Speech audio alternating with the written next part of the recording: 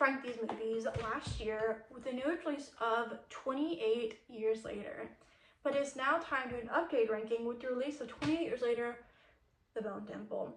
And overall, I want to say before I do my ranking, I think all these movies are pretty solid. I do like them, so please keep that in mind because I do like this franchise.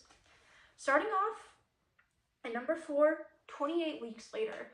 When I think of this franchise, I think of this movie the least. And this is ironically, the one I've watched the most, of a total of 4 times, and with 28 Days Later, a total of 3.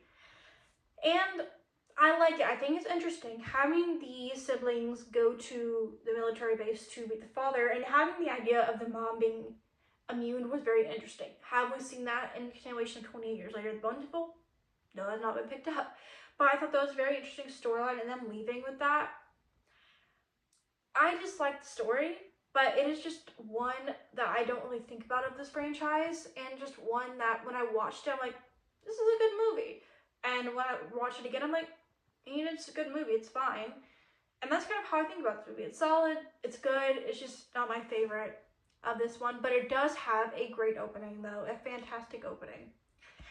At number 3, 28 Years Later. This picks up 20 years later after the outbreak, and we follow Spike, and he wants to leave his home to help his mother find medicine to help her.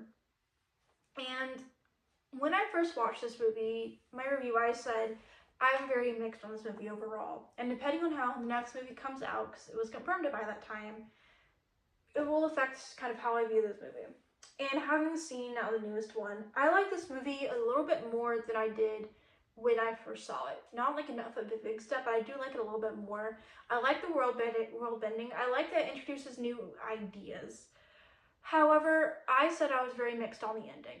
And as much as I do like how they continue that on, I just can't help but feel like I like it, but I'm not absolutely in love with this movie. I think it's pretty solid though. And it's surprisingly not very high on my ranking of 2025 horror movies. So I like it more, but it's just not my favorite really movie of this franchise either. But I think it's still pretty solid now, especially the continuation on. And number 2, 20 Years Later, The Bone Temple, the newest one.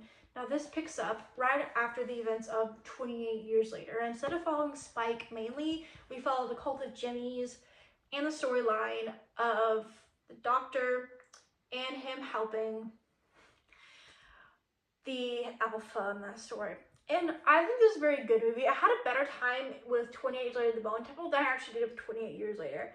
I like a lot about this movie. I think it's a solid soundtrack. The gore is good when we get it. There's some CGI fire that's not great, but that's like a small thing. And there's some obviously green screen here, but again, that's a tiny thing.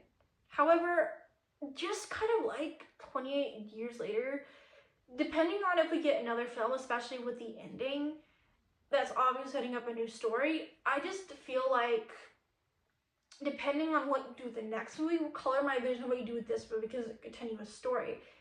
And I like that element of the movie, but I'm still mixed about it. It's more in the mixed category of that kind of thing.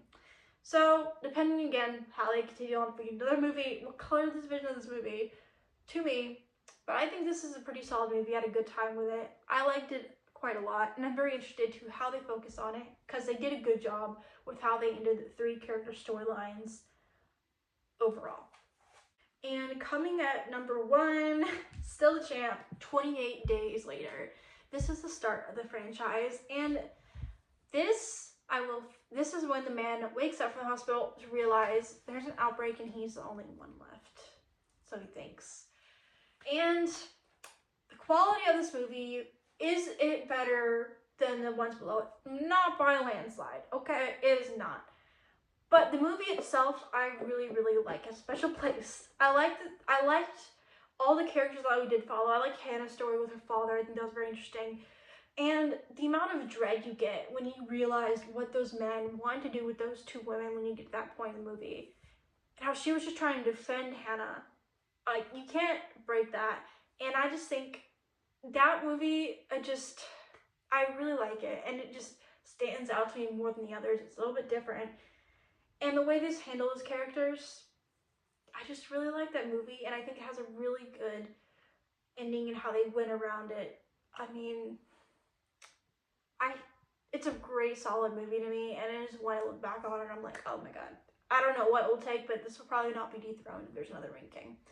So comment down below your ranking of the updated 28 days later franchise. And if you haven't seen the first one, comment down below the ranking of the 3 movies. And I'll see you guys soon with a brand new video.